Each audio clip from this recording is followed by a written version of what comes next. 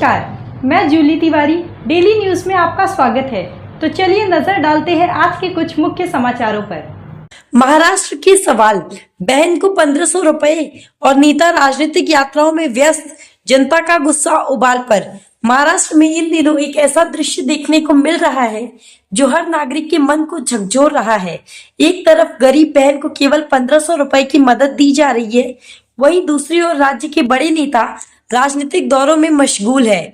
यह दृश्य न केवल आम जनता के लिए पीड़ादायक है, बल्कि सरकार की प्राथमिकताओं पर भी बड़े सवाल खड़े करता है। बीजेपी, शिंदे गुट और अजीत पवार के बीच की राजनीति ने एक नई बहस को जन्म दिया है। नोट जहां जाएगा वहां सत्ता का खेल तय होगा। इस कहावत को लेकर इन गठबंधनों से जोड़कर देख रहे हैं। राजनीतिक गलियारों में यह चर्चा तेज हो गई है कि क्या इन गठबंधनों का उद्देश्य जनता की सेवा है या फिर केवल कुर्सी की लड़ाई। महाराष्ट्र की जनता अब शांत नहीं बैठने वाली। हर गली, हर चौराहे पर यह सवाल गूंज रहा है कि जब गरीब बहनों को केवल 1500 रुपए की मदद दी जा रही है, तो नेता आखिरकार किसके लिए राजनीतिक यात्राओं पर लाखों खर्च कर रहे हैं। यह खुला विरोध हर दिन बढ़ता जा रहा है। बीजेपी और शिंदे गुट के नेताओं का कहना है कि यह दौरों का उद्देश्य विकास कार्यों को बढ़ावा देना है। वहीं अजीत पवार के खेमे का दावा है कि वे महाराष्ट्र को नई दिशा देना चाहते हैं, लेकिन जनता इन बयानों से संतुष्ट नहीं दिख रही है। राज्य के नागरिक कह रहे हैं कि अब यह समय महाराष्ट्र के लिए खुद निर्णय लेने का समय है। एक आम व्यक्ति का कहना है कि हमने पूरे महाराष्ट्र में यही हाल देखा है, लेकिन अब जनता की आवाज अनसुनी नहीं रहेगी।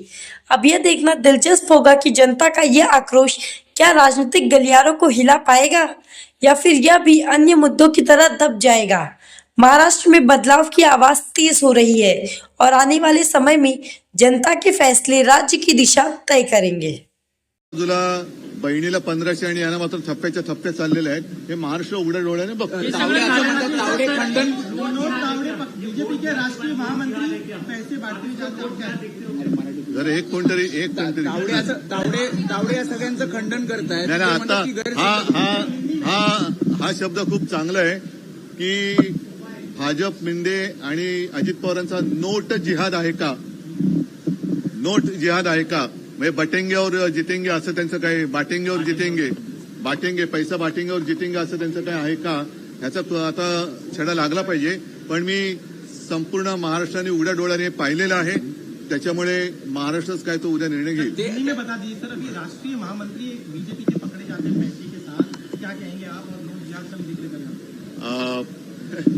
विनोद तावड़े जी को तो पीएचडी मिलनी चाहिए.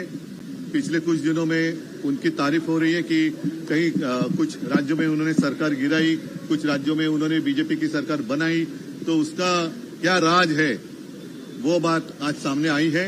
और ये बीजेपी का नोट जिहाद है.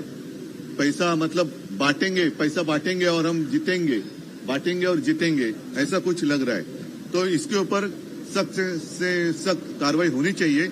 अब देखते हैं चुनाव आयोग क्या कर रहा है. सिर्फ केस डालकर भागने की कोशिश नहीं होनी चाहिए या उनको भगाना नहीं चाहिए. कारवाई तो जरूर होनी चाहिए. ते खंडन करतायत. त्यांचं असं म्हणणं आहे की गैरसमजुतीने हे झालंय. नाही, गैरसमजुतीने म्हटलं ना, जसं काल अनिल देशमुखांचं डोकं आपोआप फुटलं. म्हणजे अत्यंत निर्घुण पद्धतीने राजकारण हे नेऊ इच्छित आहेत. जिंकण्यासाठी वाटेल त्या स्तरावर हे चाललेले आहेत. ज्या पद्धतीने अनिल देशमुखांवरती हल्ला झाला, हा नुसता भ्याड हल्ला आणि त्याचा निषेध नाही. कोणी हल्ला केला, काय रस्त्यातून आपोआप दगड आला, कसा आला, का परग्रहावरनं दगड आला, काय ह्याच्यावरती काही उत्तर मिळतच नाहीये. डायरी भी पकड़ी गई जिसमें बाकायदा सबका लेखा जोखा है, किसको कितना पैसे देना है, किसके कहां से जाना है. सारे सबूत लेकर कार्रवाई तो होनी चाहिए. अन्यथा मुझे पूरा भरोसा है कि महाराष्ट्र अपनी ओर से जो कार्रवाई करनी है वो करेगा. बीजेपी की तरफ से टीप दी गई थी सर. नहीं, सिर्फ ये शायद उनके बीच में गैंगवॉर हो सकता है. बीजेपी ने अंतरुणी टिप दी होगी या मिंदे गुट जो है, कल ऐसे किसी ने मुझे कहा कि नासिक में उनके लोग पकड़ ही गए थे, भाग गए, ऐसे सुना था. मेरे पास कोई सबूत नहीं है. ठीक है, धन्यवाद. थँक्यू. काय घडले, कारण पैसे वाटतानाचा व्हिडिओ आलाय का समोर? मग आता हा व्हिडिओ कोणी बघायला पाहिजे? निवडणूक आयोगाने बघायला पाहिजे. कारण काल अनिल देशमुखांचं डोकं आपोआप फुटलं. आज पैसे जर वाटतानाचा व्हिडिओ असेल तर हे जादूचे पैसे आले कुठून, कोणाच्या खिशात जात होते. तर आता मी गेलो तर माझ्या तुळजाभवानीच्या दर्शनाला जाताना माझी बॅग तपासली. मग यांच्या बॅगेतले पैसे आणि मग हे दगड तपासणार कोण? तर मला असं वाटतं की निवडणूक आयोगाने याच्यामध्ये कठोर कारवाई केली पाहिजे. नाहीतर निवडणूक आयोगावरती कारवाई करण्यासाठी आम्हाला काहीतरी वेगळा मार्ग बघावा लागेल. गुन्हा दाखल झाला, गुन्हा दाखल करून आरोपी फरार नाही व्हायला पाहिजे. कारण असं काही ठिकाणावरनं मला माहिती मिळाली की काल सुद्धा कदाचित ते त्यांच्यातल्या गँगवर असू शकेल. कारण काल नाशिकमध्ये यांच्या गटापैकी एक गट पैसे वाटताना काही जण फरार झाल्याचं ऐकीव माहिती आहे. माझ्याकडे काही त्याच्याबद्दल पुरावा नाही, पण निवडणूक आयोगाने अत्यंत निपक्षपातीपणाने हे घडलं असेल आणि तुमच्याकडे जर का व्हिडिओ असेल तर त्याच्यावरती कारवाई झालीच पाहिजे. कारण कायदा सगळ्यांना सारखा असेल तर तो यावेळेला दाखला.